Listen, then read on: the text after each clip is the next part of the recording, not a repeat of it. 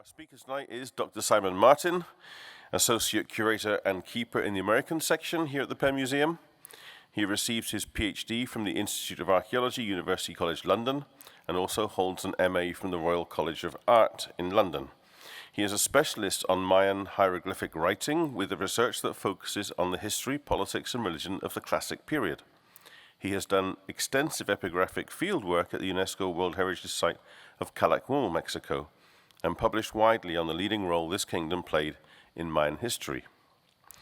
As a curator, Simon developed exhibitions at the National Gallery of Art in Washington, D.C. and at the Penn Museum, and was the lead curator of our reinstalled Mexico and Central America gallery completed in 2019. He took a year's leave of absence a couple years back to take the J.I. Kislak Chair for the Study of History and Cultures of the Early Americas at the Library of Congress. As an author, he is best known for his co-authored books Chronicle of the Maya Kings and Queens from 2000 and Courtly Art of the Ancient Maya from 2004. In 2020, Cambridge University Press published his latest volume, Ancient Maya Politics, a political anthropology of the Classic period, 150 to 900 CE. And it has since received 3 awards from the Association of American Publishers, including the top prize of the R.R. Hawkins Award, the first time Cambridge has taken this. The American Historical Association also gave it the James Henry Breasted Prize for a book covering history before 1000 CE. So Simon is an extremely accomplished expert in the area that he's going to talk to us about. Please join me now in welcoming him on the topic of Teotihuacan, Rome of the Ancient Americas.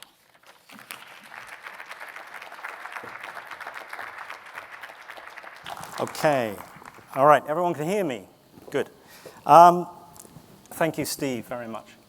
So tonight we're going to talk about the most spectacular but the least understood site in Mesoamerica and possibly even in the Americas itself. I doubt that we could find 1 in 50 people, or even less, as we walk around the streets who would ever have heard of Teotihuacan. But at least for the people here tonight, we're going to lift some of the veil and tell you about what we know about the site today. So Teotihuacan lies outside Mexico City. It's a relatively easy 40-minute trip, and anyone who goes to Mexico City should make that adventure. And the name is given to it by the Aztecs. We don't know what it was originally called. And so Teotihuacan, which would be the proper inflection, is the birthplace of the gods. And this is where they believed that primordial recreations of the earth and the meetings of various deities took place, foundational ceremonies which created the universe. So, I mean, a very, very important place. So tonight, I'm going to deal with the sort of general orientation of the site. We're going to talk about the architecture, something about the religious traditions, arts and writing, the political system, relationship with the Maya. We've got to keep the Maya in there somewhere, and also just a couple of the latest discoveries. So Teotihuacan is up there just outside Mexico City, of course, built over Tenochtitlan, the Aztec capital. And so you can see the general orientation compared to the Maya area, Oaxaca, where you find the Zapotec, and the Gulf Coast with the Olmec. And we can see it in some of the very earliest representations in colonial documents. So in the red circle there, you can see one of these very early pictures of Teotihuacan. East is at the top, and in the center here is Mexico City. And so you can see it's just actually in the same extension of the Valley of Mexico. Now, an even earlier representation, which is a native document, although produced in colonial times, is this amate paper, this fig bark paper map. And Teotihuacan appears on it here at the bottom. For those of you online and can't see the cursor, you want to look at that straight line along the bottom. And at the extreme end, you can just about see a mound, blue mound, and a little lunar sign. This is the pyramid of the moon, We can see how far back these nicknames, these ideas about what these pyramids might represent, started. And here is the Pyramid of the Sun, and we can see a glorious sun up above it there. So this is from about 1560.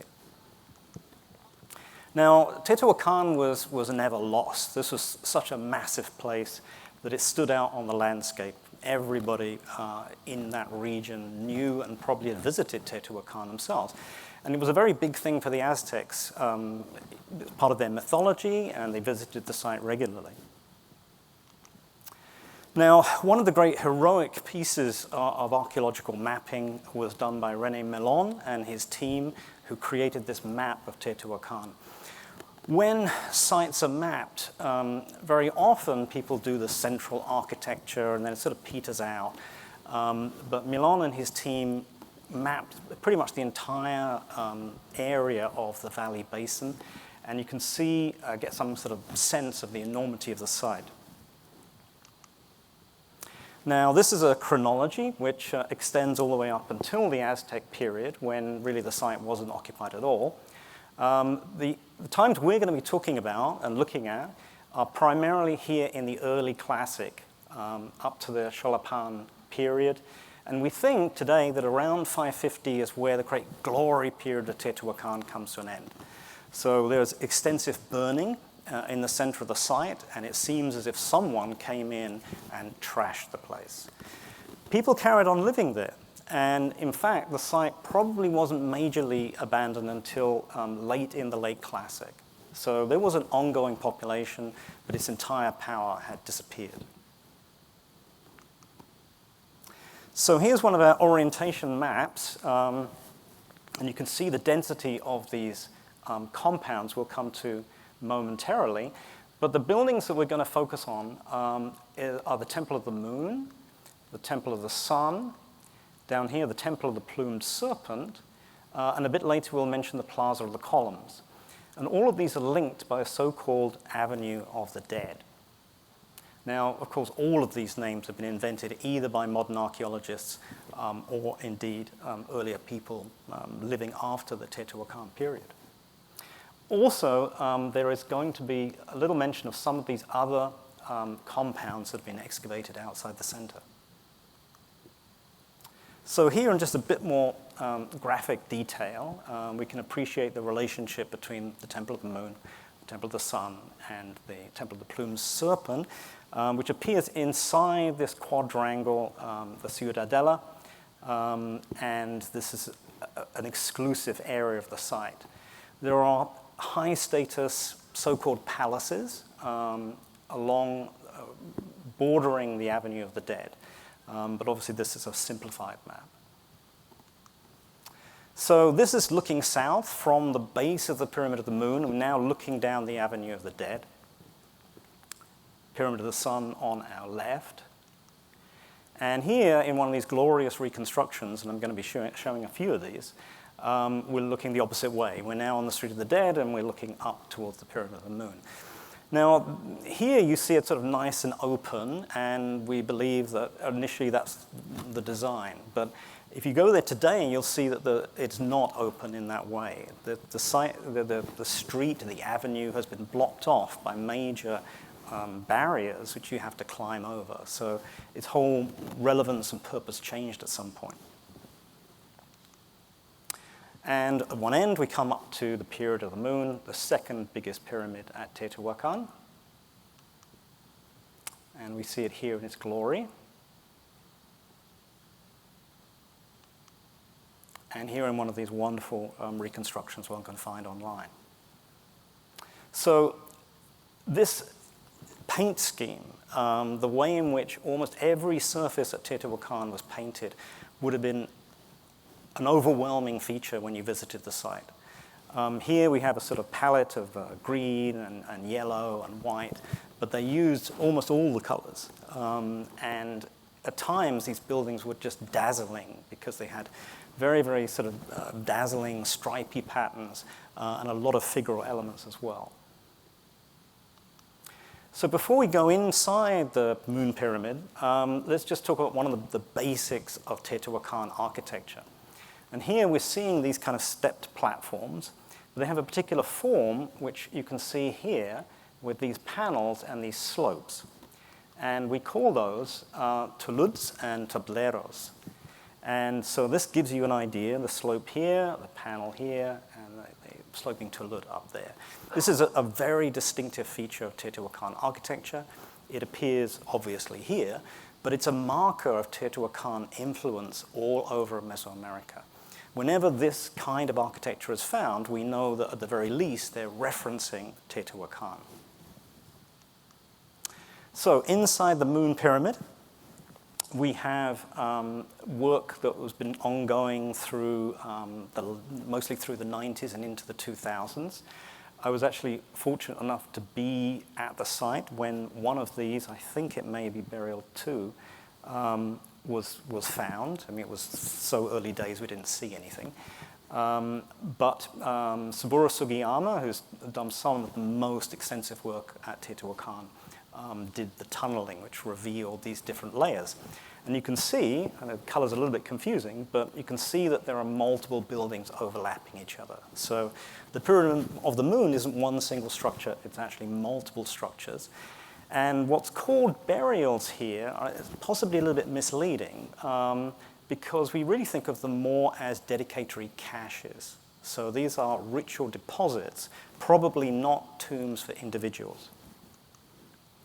And if I show you one of them, this is, I think, Burial 6, you can see the kinds of things you find inside. So this is a large open area initially, and we see a number of humans who have all been deposited together, and then animals. It's a real menagerie. We have puma, we have jaguar, and we have a lot of raptors, including golden eagles. And some of these, this is Nawa Sugiyama's work, they're fascinating because some of them are clearly have been kept in captivity. You can see the marks on their claws, on their ankles, if you like, that they had been tethered for many years. Other ones show signs of not actually being alive, in the sense that they were stuffed. They were taxidermized items. So there's a mixture of the living and the already dead, deposited together with various kind of riches. So there's jade objects, and there's an obsidian, blue stones of various kinds. Now, in the center here, there's an arrangement which has been reconstructed in a recent exhibit with these obsidian blades. We actually have a very similar one in the gallery right now. And these are thought to represent lightning. These are snakes which are shooting out as beams from the sky. And in the center, we have a couple of figures. One is just a very abstract obsidian figure. The other is, unlike one of the objects in our gallery, one of these jade mosaic figures. And these, together with their coral lips and their obsidian or pyrite eyes, are a sort of particular Teotihuacan kind of feature.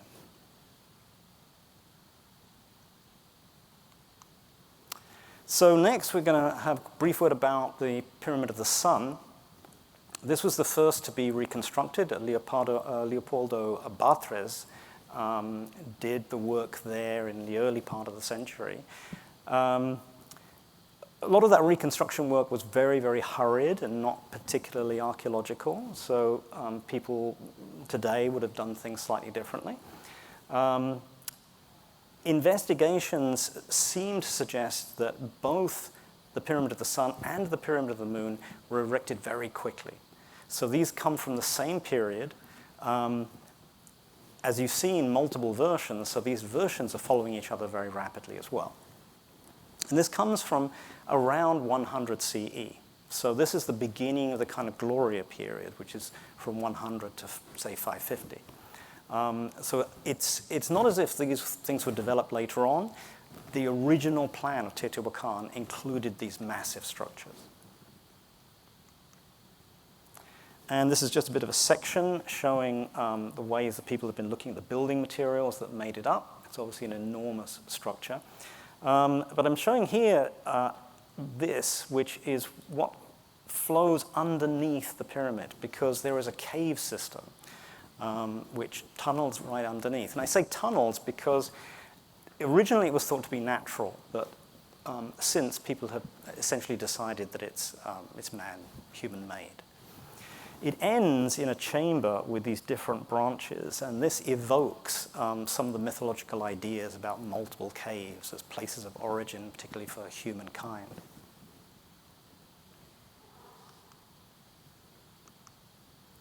So we move down and have a quick look at the Temple of Quetzalcoatl in the middle of the Ciudadela. This is from a model in the site museum. It's a really very evocative, very well-made model. So the pyramid itself, you can see, has this sort of extension on the front, and really what you're looking at there is a bit of excavation. So the building was covered over by another version, and all the sculptural material, which I'll show you, was obscured, and they had a rather plain building on top of it. Off to one side, we have specialist areas which we believe are priestly, but also involve various forms of elite manufacture. So various kinds of elite items were being made there. So this is what the facade of the Temple of Quetzalcoatl, or Temple of the Plumed Serpent, looks like today. And you can see that because it was covered over, the preservation is very, very good. It's still a little bit difficult to work out quite what's going on. And if we look at these faces here, but instead we look at one which is actually now in the National Museum in Mexico City, we can see a big serpent head. And if we move to this rather nice reconstruction, we can see a little bit about what's happening. The serpent is faced towards us. Here's his feathered body, which comes all the way through there, and that's the rattle on the end, because he's a feathered rattlesnake. And on his back, he's carrying a headdress. So this is a kind of form, and especially these kind of goggles that we'll see again as we go through more of the artwork, and features this sort of iconographic program appears hundreds of years later in the Maya area. This idea of the headdress being carried by the feathered serpent is some sort of deep mythic tale that we don't have any information about, but must have been very important. So we come to the Temple of Quetzalcoatl itself. Now inside there, and this was excavated in the 70s and 80s mostly, was found a large number of bodies, at least 200. And these were nearly all young men, certainly of military age, and partly because of the kinds of equipment that they were supplied with. The general consensus has been that they are soldiers, that they are warriors. Unless there was a central burial which was taken and looted at some point, it does not appear to be surrounding any particular burial. This is one of the enigmas of Teotihuacan. In Mesoamerica, we expect to see a pyramid, we get inside the pyramid and we find a tomb. This is not the pattern at Teotihuacan. When the isotopic values of the skeletons of these characters were examined, it showed that rather than defeated enemies, a lot of these people came from Teotihuacan itself. So we can't look at this and say, well, this is a huge war event which is being used to dedicate that temple. It must be something a little bit more complicated than that. Now, much more recently, starting in 2003, another cave system was discovered. This was completely unexpected, and people had no clue that this kind of thing was lying there. So the burials we've been talking about are in the structure itself, but this is deep underground. There's a shaft here which opened up during a rainstorm and showed itself to be some sort of tunnel. Eventually it was found that the real entrance was further back, and there's a very deep shaft which leads down to a tunnel which goes right underneath. Now here, it looks pretty open, but in fact it was packed with earth. And because of the earth sort of subsiding and compressing over time, there was a very narrow gap at the top of the chamber. And this allowed them to commission and work with colleagues. So this is INA, this is the Mexican Government Archaeology Service, to devise a robot who could trundle along in this very tight environment and take pictures and generally sort out what was down there. Very often you do find materials like mercury and cinnabar, which is a version of mercury, which are poisonous, and so there's an added benefit of having a robot do your work for you. But eventually, all of that material, hundreds and hundreds of tons, was dug out, and we see the kind of scenes there. It was filled with thousands of objects. Such a large amount that they've never been published completely. We see, I know a few of the star items. Here you can see a lot of conch shells, which actually were carved, and a couple of quite large greenstone figures. So there they are under excavation. They have inlaid eyes and probably originally had inlaid teeth, but otherwise they're solid greenstone. They look rather like serpentine rather than jade. And then that's how we see them in fancy museum context today.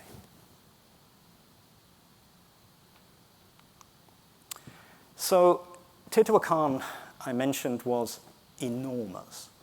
So really only Tenochtitlan becomes anywhere close to the size of Teotihuacan. Estimates have changed over time, but they've relentlessly carried on going up and up and up. So we think that there was at least 150,000, some people think 200,000 people living inside the city. So this is absolutely a vast place. And you can see how regular the composition is. It's a real urban grid. And the basic unit of living is these compounds, these similar shapes, and between them are very narrow alleys. But otherwise, they're sort of windowless. They're sort of shut off from everything else. There's one or two doors, but otherwise no real access points. Inside, they are complex. So those large square areas are really just the beginning of the complexity. Inside, they have open patios and courtyards, closed chambers, and they seem to be areas where different classes of people live together, and it's certainly speculated that a more maybe servant class, maybe even slaves, lived with high-born people. And when these were first discovered, and I had a few of them on the map pointed out, the thing that came immediately to the fore was the amount of mural painting and the extremely fine rendition of everything. So people thought, well, we just randomly stuck a spade in the ground, but we found a palace. Amazing. And a few years later, people would say, well, we've really completed that. Let's try a completely different part of the site. And they'd put the spade in there, and they'd also find this fabulous, amazing urban space. Oh, we found another palace. And eventually, people came to realize that the whole city is like this. If you want to classify a palace as being an extremely luxurious, beautifully decorated abode, then the entirety of the central part of Teotihuacan is high status. So this is just one of the compounds. This is not a group of compounds, this is one compound. There are sort of subparts to it, and many of these rooms are painted and decorated, sometimes with plain colors, but sometimes with very, very elaborate forms. And beyond this, we know very, very little about who is inhabiting these spaces. And this contributes and is part of the overall mystery of Teotihuacan.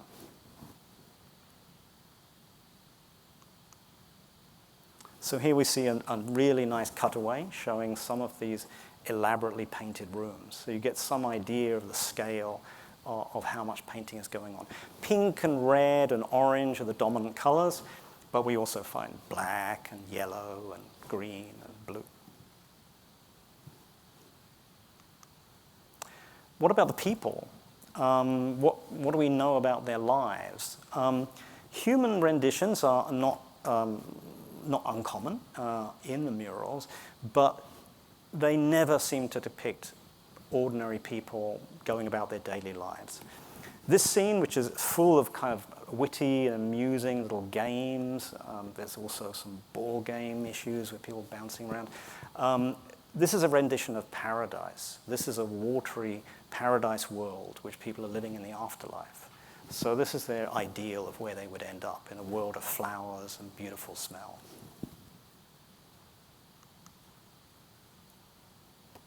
A lot of things are quite militaristic. Here we have owls or eagles with their outstretched talons.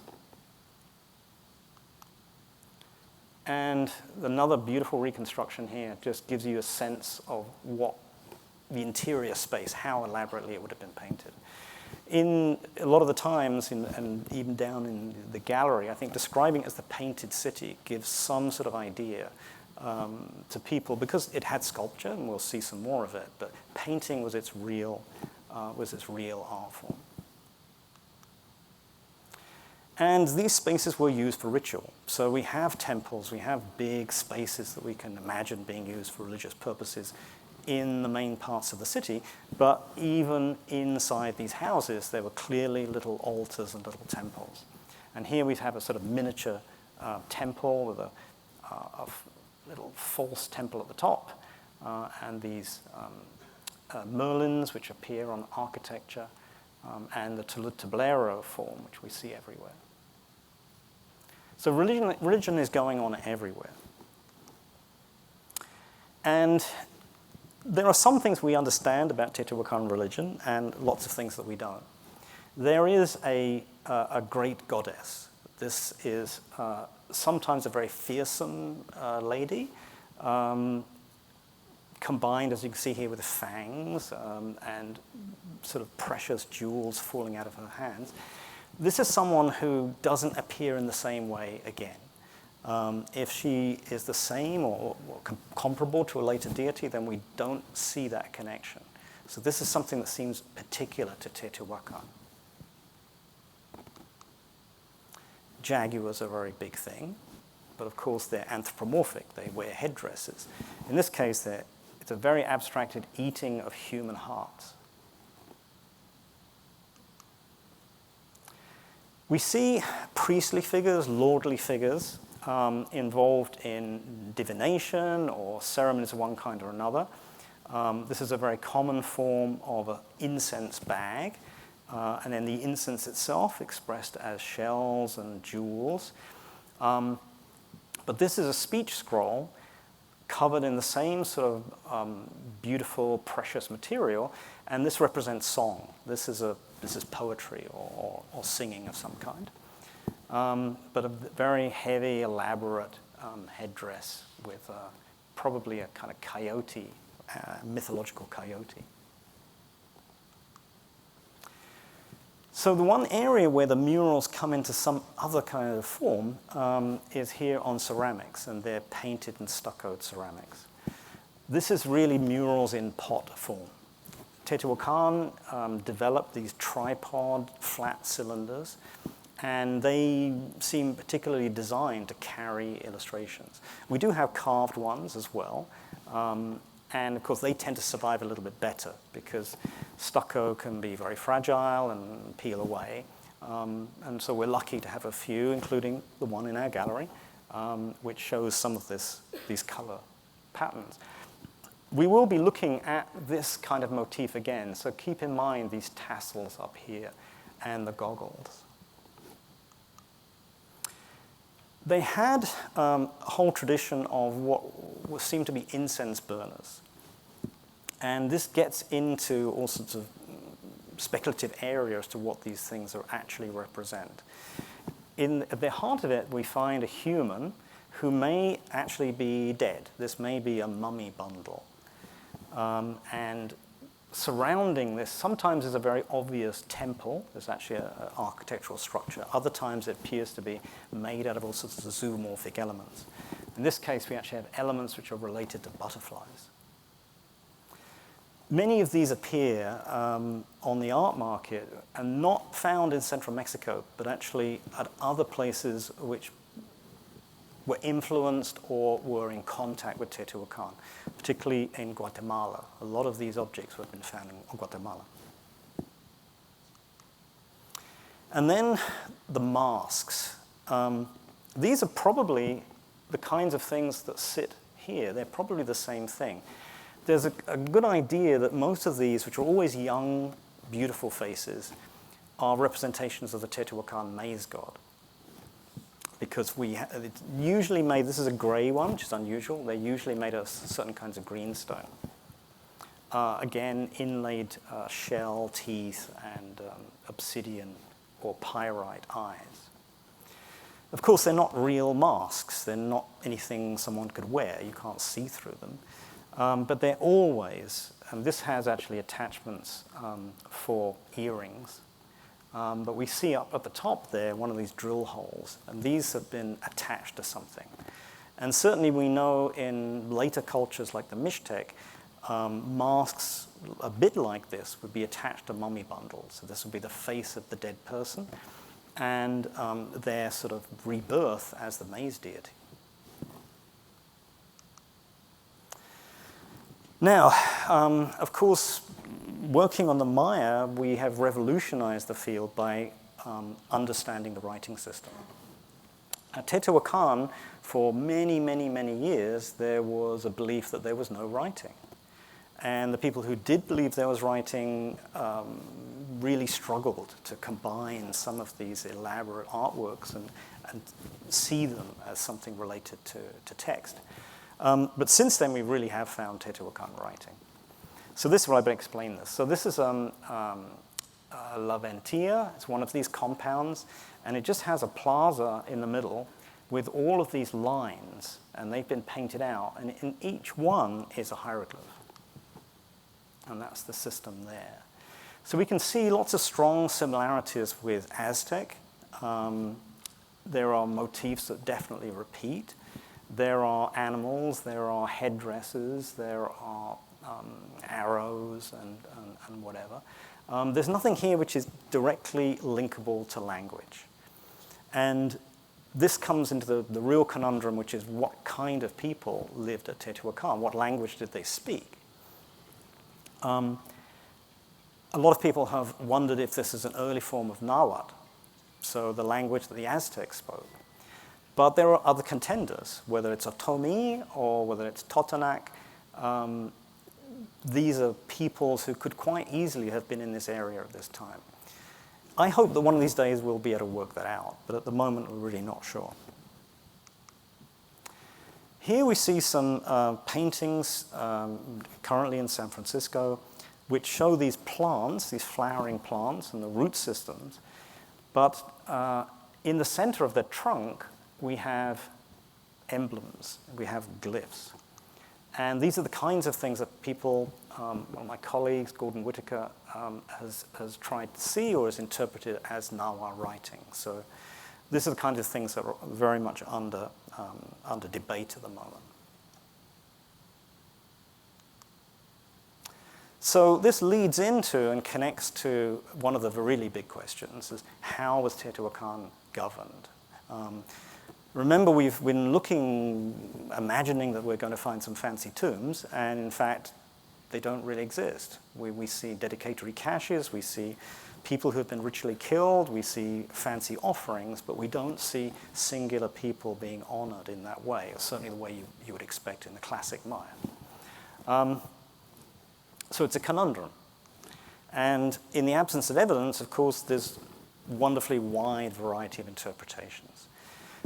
A very influential one was basically said that the city is so ordered, it's so harmonious, that in fact it's a utopian layout. It's a kind of ideal way for people to live. And you do have a lot of flowering plants and beautiful things in the murals. And it was extended from that to the whole idea of a sort of unusually peaceful and harmonious and theocratically obsessed culture. Ideas have really pretty radically changed since then. We do see characters who we can understand as individuals. completely festooned with ceremonial clothing, but wearing the same kind of headdress with these tassels I mentioned before, because he's also singing and he's also making an offering. But here you find these large signs which are sort of floating in midair.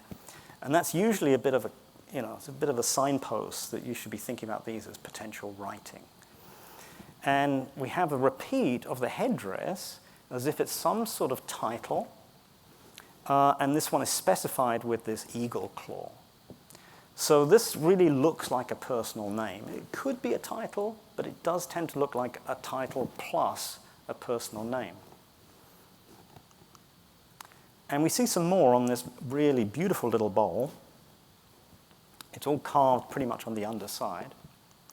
But if we separate them out here, each one of these figures is accompanied by a large sign.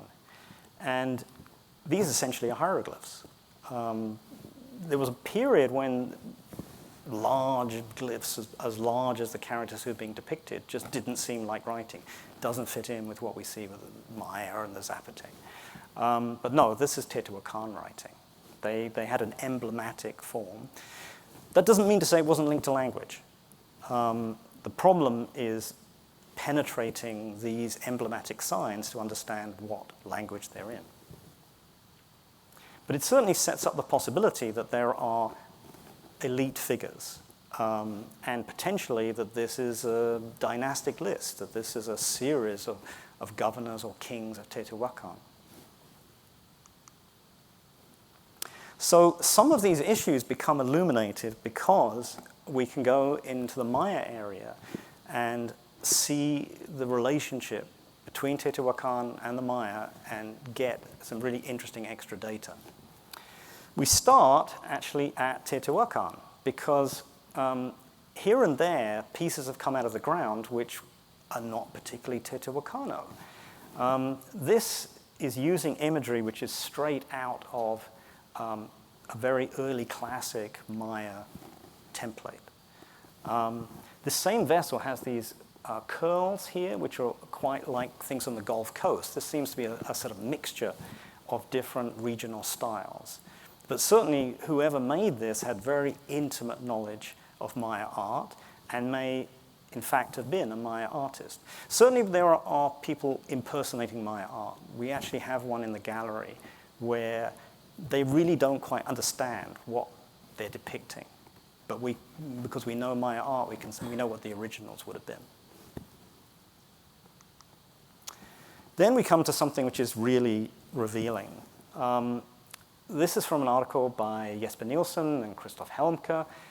These are not original fragments of mural. They're modern representations of them, which are a bit easier to see. Very fragmentary, many, many pieces, but unmistakable Maya hieroglyphs. So there were compounds at Teotihuacan that included people who could read Maya glyphs. And indeed, representations of different Maya deities. I think we might see some more in the next one. Yeah. So we have maize deities, and here you can see more. This is essentially semi-legible Maya writing. This is the head of the maize god. This is Hotal, the fifth. So this is real Maya text, but very much executed in Teotihuacan style, as if it's really a Teotihuacano who is painting it. We see this kind of thing, not in terms of paintings, but in terms of objects, where we have Zapotec objects in a particular compound or barrio. We have things from the Gulf Coast. And it seems as if these are communities, that these are probably trading communities, that these are people who are living at Teotihuacan because of the relationships to their homelands. So just to revisit how far away we're talking about, we're pretty much just short of, say, 1,000 kilometers from Teotihuacan to Tikal, and would have been quite a long route, and we're actually going to find out a little bit about how long that route took. And as soon as Penn started digging at Teotihuacan in the 1950s, quite soon after, objects with clear Teotihuacan connections started coming out of the ground. So this is a covered dish from Burial 10, which is particularly packed with Western Mexican Teotihuacano art. And here we have a sort of a mosaic, a sort of a headdress figure, again the goggles, again the fangs. And this is something which is executed by Maya artists. This is not something that's come from Teotihuacan. And in many cases, we know that the ceramics that they're painted on are also local productions. There was this one, which is Stela 32, and you can just about see that we've got that same headdress. And here the goggles are actually around the eyes. And here's a rather nice rendition I found on the internet of someone trying to bring that to life.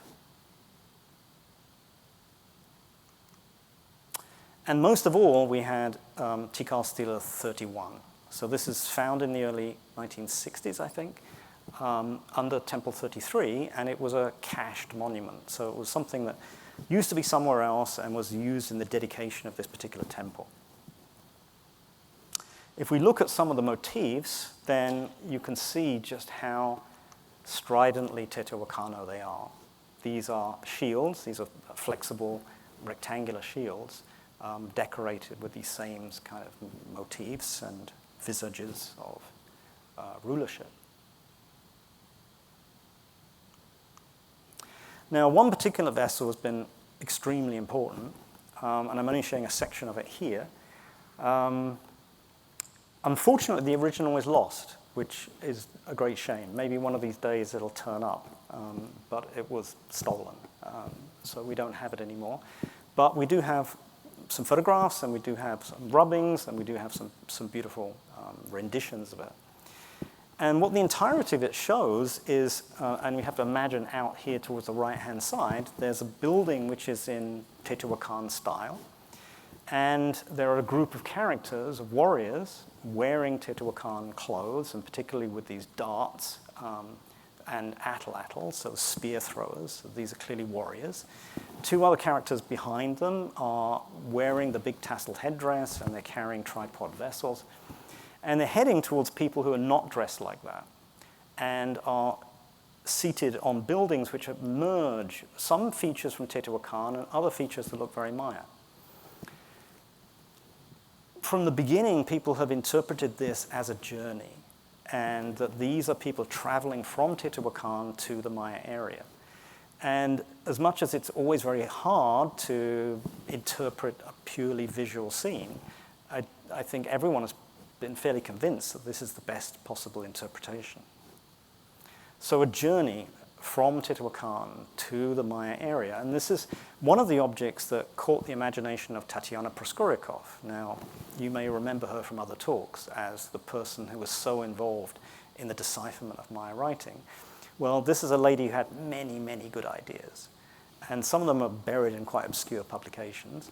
But one of the things that, and she never really published it in her own lifetime, was her idea that this pot and all that Teotihuacan art represents the arrival of strangers. And she tried to be loose. She tried to not make too many inferences about what that meant, but she certainly believed that Teotihuacanos had come to Tikal. That wasn't necessarily accepted by everyone. And it would take some time before the evidence really mounted. And a lot of what I'm going to show you from this section is really David Stewart's work of taking up the sort of challenge of Proskourikov and really finding the evidence for it. So this is an object, Teotihuacan-style object, which was found adjacent to one of these very typically Teotihuacan platforms at Tikal, in a compound which was full of Teotihuacan architecture. And you can see that it's a feathered banner in stone, but it has two. There's another text on the other side. It has a long text. Here we see it, or parts of it. And it contains this date, and it's the same date that Proskourikov recognized as being the important marker, the date when the Teotihuacanos arrived. So this reiterates that by repeating it. And it actually, for the first time, provides a legible verb, huli, or hule in this case. Hul is to arrive. I mean, literally, it is the arrival of someone. And it is this name that we see repeated multiple times. He's been called different things. Today, we tend to call him by his translated name, Siak-Ak, which would literally mean born of fire. He carries with him this title, Kalomte, which is essentially the top rank of kingship in the Maya area. So this is something that the kings of Tikal do not have at this stage. And here we're talking about an arrival. This is the main sign, the emblem of Tikal, and we're arriving at this. So this, I haven't given the date here, it's 378. So this is smack middle in the kind of glory period of Teotihuacan. And there's the translation.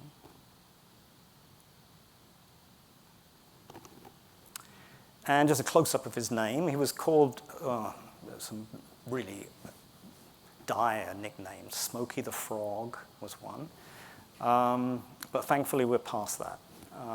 What we're seeing is a verb root for birth, plus these flames, very often abbreviated so we don't get the full spelling. And here again is the Kalomte. This is from Tikal Sila 31. So this is a real person. This is a character. This is someone who they want to tell us about as a notable historical figure linked to Teotihuacan. And we find, and I'm not going to show you all the inscriptions for it, but at a site called La Sufracaya, quite recently, but about 50 kilometers from Tikal, there's a text that records the 1-year anniversary of this same day. And the critical feature about that day is that not only is it the day that Siak-Ak arrives, it's the day that the king of Tikal dies. Completely, presumably by coincidence. I don't think so. What we're looking at, I think, is described as him entering the water. It's a very nice euphemistic term for death, but clearly this coincidence is too much. We're really looking at some sort of relationship between the arrival of the Teotihuacano Lord and the death of the Tikal king. And this is just some of the graffiti that's at La Sufracaya showing multiple Teotihuacano-style warriors. We do have images of Siak-Ak. We didn't think we did, but in the last few years we've found several. This one is on a late classic pot, so this is well after. This is probably around 700, 600, 700. So this is a reminiscence. This is thinking back to the old days. And here he is. And if we just look at the text, you can recognize yourself at the top that you have Siak-Ak. And then we have some more of his titles here. So Stela 31, which we've seen briefly because it had the figures with the shields on the sides, is where a lot of explication for what's going on takes place. Now, one of the things, and I've said this in talks before, that whenever you see a long text, you should be suspicious. Because very often texts are very short, they're very declarative, they're very lacking in detail. When there is a lot of detail, they're really trying to persuade you about something. They're really trying to add a lot of contextual information so that you understand. And this is one of these cases because it's really recounting the arrival event and the subsequent events. And what it tells us, amongst other things, is that a year after 378 and 379, a new king of Tikal comes to power. And that's right in the middle here, that's his name, Yashnunayin. But it also tells us that it was the doing of Siak-Ak. He orchestrated it, he supervised it, he installed him in power. And here we see a monument of Yashnunayin. He's dressed as a Teotihuacano. This is not Maya clothing. This is typical Teo garb. And on the back, in the sort of scrambled piece here, it tells us that he is the vassal He's the lord who belongs to Siak-Ak. So Siak-Ak is the overlord in this context. Now, going back to those two sides, they turn out both to be portraits of Yashnu-Nain. We imagined that these would be two different people, but in fact, they're the same person shown twice. And we know that because just out of sight, there are inscriptions up above here that tell us exactly who they are. But in both cases, it also tells us that he is the son of someone else, someone different, who we generally call spear thrower owl, although they're a bit like Siak-Ak, there are different names in the past that people have used.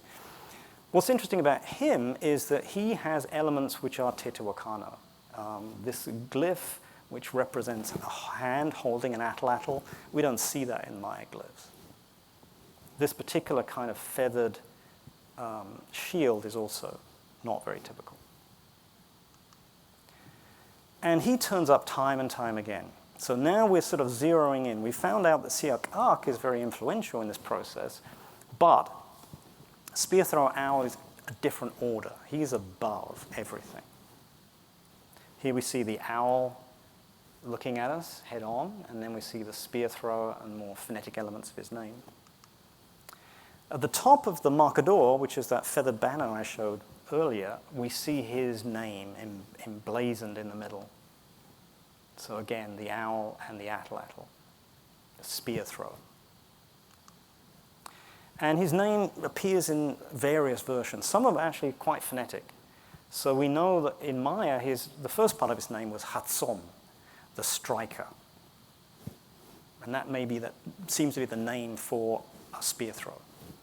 The second part is a little bit more under debate. But his name turns up, and he turns up again as an overlord. A good example here is on this very Teo-style tripod vessel. And the text obviously goes around, you can't see it all. But on the other side, it tells us that a Maya king is his vassal. And the spear thrower owl emblem is something we find at Teotihuacan. Here we see the darts and this hand, which is sometimes holding the atlatl and the bird. This seems very emblematic. We also see it in murals. The same thing multiplied. This would have originally been a mural, just of dozens and dozens of these things. So this is an interesting question, because if spear thrower owl is a person, then he's represented in other kinds of ways at Teotihuacan, which we wouldn't have identified him as a person at all. Now, at the same time, after this event, after this arrival, things sort of switch back to being very, very Maya within about a generation. But they never seem to forget the Teotihuacanos. So kings represent themselves in full Western Mexican Teotihuacano dress, hundreds of years later. And here we have a king of Palenque. We have Khan Baklam, who's the son of the great Tikal. And he's wearing what we call the mosaic serpent headdress. This is a particularly war-associated deity of Teotihuacan. And again, here we have Piedras Negras on the left, completely head-to-toe dressed as a Teotihuacano. And the same for this character, this king from Bonampak. And here you can see that his face is emerging from the gaping maw, from the big open mouth of this monster. So these are particularly war-associated deities. This is the critical thing, is that this obviously meaning in the sense that they want to invoke, they want to impersonate, and they talk about literally invoking this deity in their own war pursuits, which kind of gives the game away that war is the particular thing that they're associating with Teotihuacan. Now, down in Copan, in Honduras, long way away, far, far eastern Maya sites, we see the founder. And here he is on altar Q. He's the character in the center on the left. And you can see the goggle immediately. You can see the little square shield. And we have him and other representations as well, again, dressed as a Teotihuacano. Now, that could be simply because it's something religious or something ideological to do with foundation, because he's a founder. He's someone who comes to found the city of Copan, at least in its Maya iteration. But the inscription, which it took a while to really understand properly, tells a more detailed story. And in particular, there's these three phrases. One is that there's an accession at Huitena, and Huitena is a place, we actually did briefly see that glyph earlier on, which is again something very associated with Teotihuacan. So there's an accession that takes place there. And then there's leaving that place, and then we have the early name of Inichiashkotmo, the founder of Copan, and then he arrives at Uxhuitic, or Uxhuintic, which is the name of Copan. The distance here is something like 152 days, I think, somewhere in that region anyway. Since so many of these signs are associated with things in the far distance and long travels, I think it's quite reasonable to see this as some sort of building at Teotihuacan, that he was installed in power and then traveled all the way to Honduras in order to take up his throne. This was an object found inside his burial, a beautiful stuccoed, the nickname is the Dazzler. And we can see, I think we get a close-up, yeah, we see this anthropomorphic temple with the eyes in the middle. The building itself is holding a shield and a lance there. So objects, and some of them came from Teotihuacan. There was a thin orange ware, which definitely was Teotihuacano in origin. And the building he was buried in had Teotihuacan-style murals, and it had tablero architecture. So everything about it was Teo. So trying to sort of wrap this up by looking at some of the new work, which continues to sort of push the relevance of Teotihuacan to the fore and really tells us things that we didn't know. So this is in the Plaza of the Columns. This is a group I mentioned earlier on. It's the last really major group at Teo that had not been excavated. And there's now a team from Mexico, from Harvard, and from University of California, Riverside, who are working in different parts of this plaza. And the team, which initially was Harvard and is now very much also to do with Riverside, were working up here in this unusually long building. Most Teo buildings are square. So having a long one was kind of odd. Now inside there has been some really big surprises. What they found, you can see the archaeology going down here. There was a cleared out building, so there was nothing very special in it, but a floor. And then when they dug through the floor, they started encountering fragments of mural. Hundreds, thousands of fragments, together with burned human bone and various other deposits. So this was a ritual offering. This was a termination. And what's interesting is that these paintings are clearly produced by the Maya. This is not the Teotihuacanos impersonating Maya like they did at the other time. This is real Maya artists, very, very clearly. The date of this, because we have lots of C14, shows it's before 378. So this is probably around 350, maybe even earlier than that. So there's some relationship between Teotihuacan and the Maya where, well, they must have been getting along to some kind of degree. But at some point, that all changed. And this building, which was elaborately decorated with mythological Maya scenes, was completely trashed. And then we know historically that this was soon followed by essentially a takeover of the Maya area. This is really where it gets into debates and semantics and disagreements between people. I can only really say what I think, which is that there seems to me to be lots of evidence that Teotihuacan really did take over. So the Ciudadela and the Temple of Quetzalcoatl has a very distinctive shape. And my good friend, Steve Houston, looking at the new LiDAR map of Tikal, so you might remember that Penn mapped Tikal. The great Bob Carr and Jim Hazard worked on that and produced an incredibly elaborate and beautifully accurate map.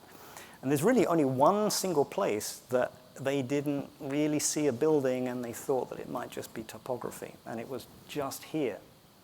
The reason they thought that was because the building, you can sort of see it here, has been partially demolished. So it really wasn't whole anyway. And it was earthen architecture, so there wasn't that much stone there. But with LiDAR and being able to see through the trees and see things in great detail, you can sort of see the similarity to the Ciudadela. And if we do that comparison, it's only about a third of the size. It's obviously much smaller. Now, I forgot to mention earlier on, whenever you see Teotihuacan, it's laid out on a nice northeast-west grid. But that's not real. There is a shift. So it's not true north. The whole grid is shifted about, I think it's 17 degrees. And it falls in exactly this kind of alignment, very, very close. And you can see these buildings are on a different alignment to these Maya structures up here, which predate it. These are pre-classic. So the marcador, the feathered banner, was found somewhere out here. This whole area seems to be Teotihuacano in inspiration, and we think this is where Teotihuacanos were living. Why do we think that? This is the very latest stuff, and there's things going on really as we speak, or maybe today. Maybe they've gone home by now. But they're finding objects and pieces of Teo art. These are fragments from an incense burner. And just to give you a comparison, this is our one from the gallery. So you can see these little applique flowers. Some of these look so familiar, they look as if they're the same mold as some of the other incense burners we see, together with stars. There's lots of other material, lots of other things that haven't been published that suggest that there is a major presence here. Where does this sort of kind of take us? What kind of place was Teo? What kind of organization was Teo? What kind of person or people were running it? I don't think we know. We are still grappling for solutions. It was a densely settled place. We know archaeologically that it sucked people out of all the adjacent valleys. So sites that had existed before Teotihuacan were abandoned, and it seems as if all their populations were brought into the central city. There was farming, particularly down towards what would have been the lake, which is now no longer exists in the Valley of Mexico. But you can get some sense of how much food you would need to feed these people. And I think it only really works as a kind of tribute economy, as a bit like Tenochtitlan, which is also the Aztec capital, was a massive city, and was essentially supported entirely on tribute. It was conquests around Mesoamerica. These people, the conquered people, were required to send food and goodies of all kinds. And I suspect very strongly that that's exactly what Teotihuacan was doing. So what's the point of comparing it to Rome? Well, it's a very, very different place. This is not a strict analogy at all.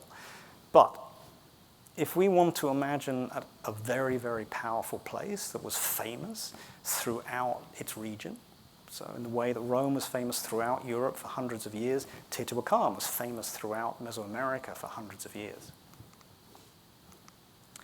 It had architecture which inspired and was copied throughout the region, just like Roman architecture was.